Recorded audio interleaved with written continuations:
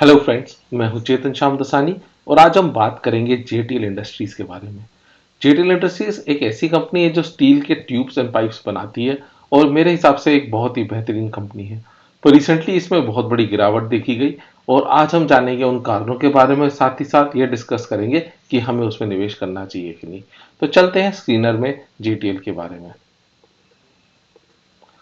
अब देख सकते हैं ये जेटीएल इंडस्ट्रीज। तो पहले जानना जरूरी है कि ये कंपनी करती क्या है।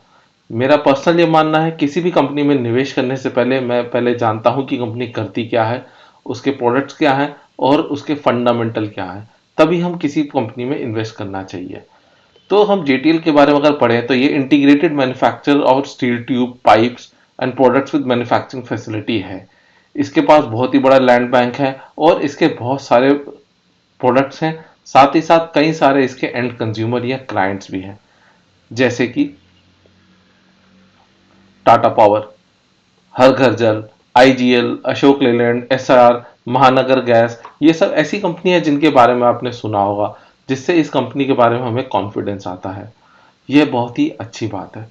एक और चीज इसमें मुझे बहुत अच्छी लगी कि इसके पास अच्छा खासा लैंड बैंक है और साथ ही साथ इसका केपेक्स या एक्सपेंशन प्लान भी बहुत अच्छे हैं, बेहतरीन है। तो देखते हैं इसके मैन्युफैक्चरिंग कैपेबिलिटीज में।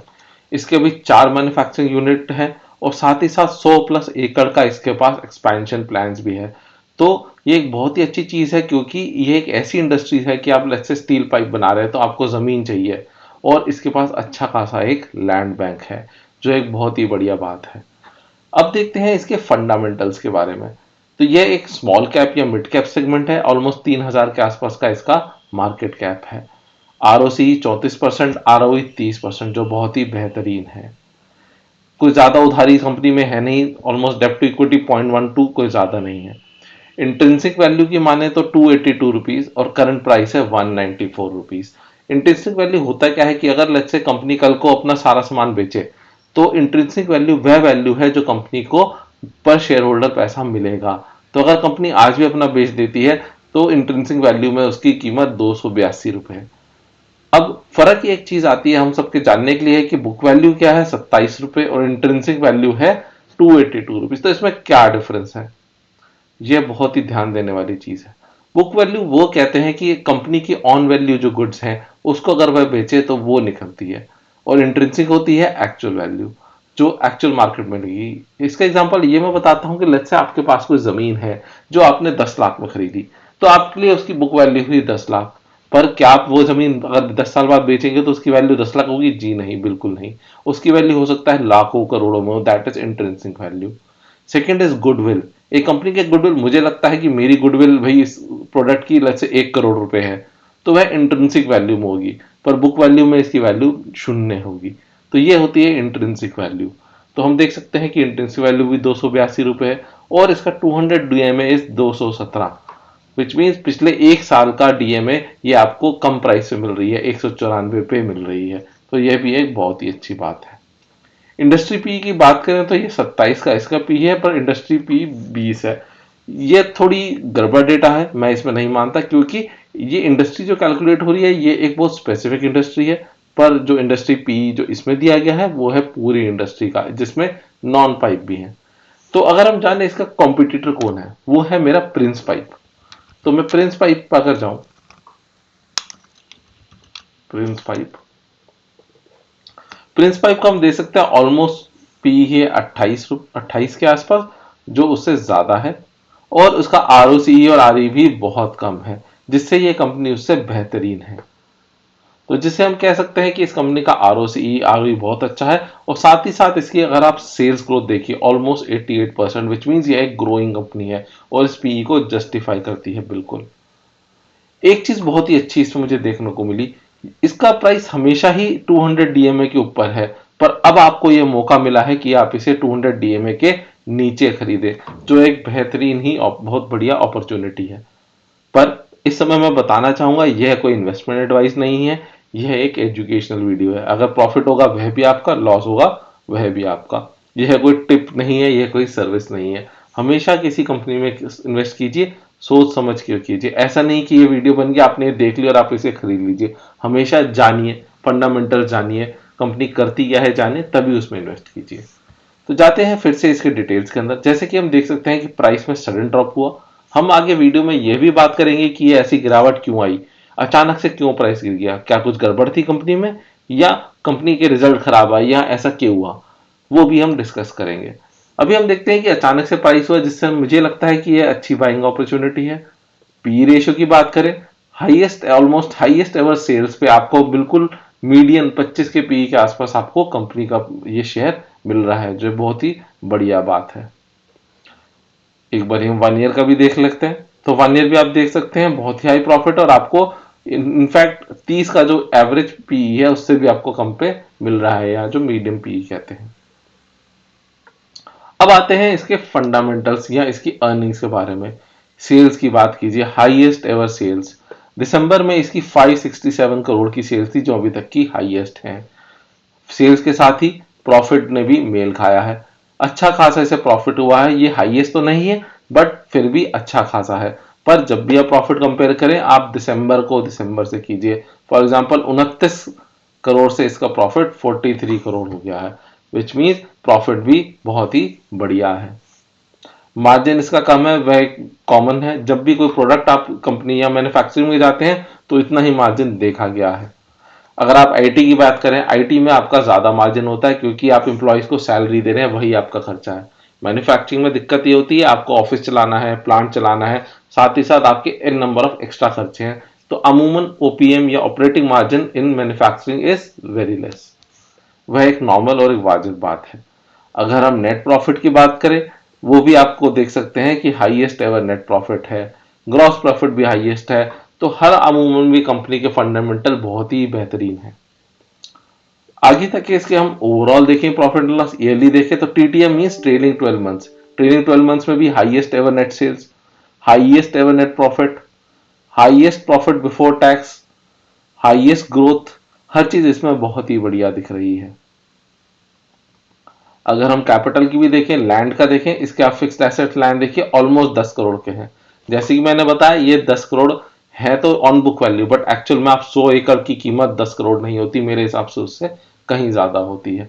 तो इसके पास अच्छे खासे एसेट्स भी हैं, बहुत ही कम लायबिलिटी है। रिजर्व्स हम देखें, 443 के रिजर्व है और सिर्फ 57 करोड़ की लायबिलिटीज हैं, जो कंपनी जब भी चाहे वह चुका सकती है। शेयर होल्डिंग पैटर्न भी देखें, रिसेंटली पब्लिक इसमें ऑलमोस्ट 41 आ गई है, बट ये इंटायर पब्लिक नहीं है, कुछ इसमें इंडिविजुअल भी शेयर होल्डर्स हैं। तो वह एक ठीक बात है, इतने कोई ज्यादा इसके भी शेयर होल्डर्स भी नहीं है, अमूमन 60,000 है। बट अब पब्लिक में इसकी नजर आ रही है, धीरे धीरे इसमें एक्टिविटी बढ़ रही है। ये तो इस कंपनी की अच्छी बात है। एक और आखिरी की अच्छी बात इसमें करते हैं, क्योंकि हम यहाँ पे आ गए हैं। इसका हम लास्ट टाइम या जब इसके जनवरी में रिजल्ट आए थे, तो वो हम देखते हैं कंपनी ने क्या कहा। कंपनी ने कहा कि ये अपना मैन्युफैक्चरिंग कैपेसिटी बढ़ा रही है, आउटलुक ऑलमोस्ट 35% से इंक्रीज हो जाएगा, रेवेन्यू ग्रोथ भी 30% है, इबिटा ऑलमोस्ट 7,500 पर टन है, वह भी एक बहुत ही बेहतरीन है। मार्केट डिमांड भी दे सकते हैं, बहुत अच्छी है, ऑलमोस्ट 12 से 13% की मार्केट डिमांड कर रहे हैं एक्सपेक्ट, जो बहुत ही बढ़िया बात है। न्यू इसके प्रोडक्ट्स आ रहे हैं, न्यू डिटेल्स आ रही हैं, वो भी अच्छी बात है। तो हर तरीके से बहुत अच्छी है कंपनी। ओवरऑल देखें तो it is bullish on this sector, जिससे हमें दिखता है ये कंपनी बहुत ही बढ़िया है। और एक बहुत ही शानदार बात जो मुझे नजर आई, कि जब पेंडेमिक था, कोविड, जब हर कोई दुकान बंद कर रहा था, अपने सब टाटा बाय कर रहे थे, इसकी सेल्स तब भी बढ़ रही थी। सोचिए, स्टील ट्यूब जब कोविड में लॉकडाउन बना है, जब बहुत ही मिनिमम मैन्युफैक्चरिंग हो रही है सिर्फ प्रायोरिटी के काम में, तब भी इसकी सेल्स हो रही है। वह ऐसा क्यों? क्योंकि इसके कस्टमर थे आईजीएल। हमारे घर में पाइपलाइन आनी तो बंद नहीं हो गई, एक्सपेंशन बंद नहीं हुआ, तो इसकी एक ऐसी सेल्स है जो हमेशा ग्रोइंग रहेंगी। तो इवन इन कोविड इसकी सेल्स इंक्रीज हुई, जो बहुत ही अच्छी बात है। अब ये तो ही बहुत बढ़िया बढ़िया अच्छी अच्छी बात है। अब हम बात करते हैं कि ये प्राइस गिरा क्यों, या इसमें क्या क्या गलत चीजें हैं, या क्या क्या नेगेटिव पॉइंट्स हैं, वह भी जानना जरूरी है। क्योंकि पैसा तभी बनता है जब शेयर का प्राइस लो हो, ना कि जब हम उसे हाईयर में खरीदें। तब बात करते हैं ये गिरा क्यों अचानक से। थोड़े दिन पहले कंपनी यहाँ इसे बहुत सारी ऐसी कंपनियों पे एक ब्लेम लगा कि जेनिथ या कुछ ऐसी कंपनी थी जो दूसरे लोगों की थी, जो बेसिकली ट्रेडिंग करते थे, या जो प्राइस को हायर करते थे, या गैम्बलिंग करते थे, या एक्सवाइजेड जो भी करते थे, उन्होंने इन कंपनी में निवेश किया और वह पंप एंड डंप कर रहे थे। परमानेंट ऐसा तरीका है जिसमें हम कंपनी के शेयर बढ़ाते हैं, खरीदते रहते हैं और आखिर में जाके उसे बेच देते हैं। तो कुछ ऐसे लोगों के नाम आया जिनसे पता चला कि उन्होंने जेटीएल के भी इंडस्ट्री के शेयर खरीदे हैं, जिसकी वजह से एक भारी गिरावट आई। यह तो एक घबराने वाली बात है, पर इसमें जानना जरूरी है, अगर कंपनी के फंडामेंटल अच्छे हैं, रिजल्ट्स अच्छे हैं, तो हमें कोई घबराने की बात नहीं है। कंपनी का प्राइस और इसके रिजल्ट मेल खाते हैं। मैं तो ये मानता हूं कि लेट्स से कि सपोज उन्होंने इन्वेस्ट भी किया, वो इन्वेस्ट कर रहे थे आगे जाके बेचेंगे, पर कंपनी का प्राइस तो इस समय ठीक है, रिजल्ट्स भी अच्छे हैं, तो हमें उसमें कोई दिक्कत नहीं होनी चाहिए अनलेस कि रिजल्ट ही फर्स्ट हो, पर वो मुझे नहीं लगता। साथ ही साथ जैसी ये न्यूज आई तभी के तभी प्रमोटर्स की एक अपडेट आई, उन्होंने बोला, वह हम पढ़ते हैं।